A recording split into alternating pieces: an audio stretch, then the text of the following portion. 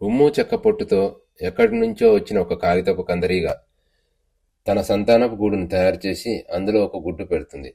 అలా వచ్చిన తర్వాతి మొదటి సంతానం అంతా ఆడజీవులు అయి ఉండి తల్లికి తర్వాతి పిల్లల పెంపకంలో సహాయపడతాయి. ఇవి సాధారణంగా గొంగళి పురుగులు కీటకాలను పట్టుకొని చంపి బాగా నమిలి మెత్తగా అయిన తర్వాత తమ లార్వాలకు తినిపిస్తాయి. అలాగే దగ్గరలో ఉన్న నీటి వనరుల నుండి లేదా ఆకుల మీద ఉన్న నీటి తుంపర్ల నుండి నీటిని సేకరించి తమ లార్వాలకు అందిస్తాయి. అందుకు బహుమానంగా ఈ లార్వాలు ప్రత్యేకంగా స్రవించిన తియ్యని మకరందాన్ని బహుమానంగా ఇస్తాయి.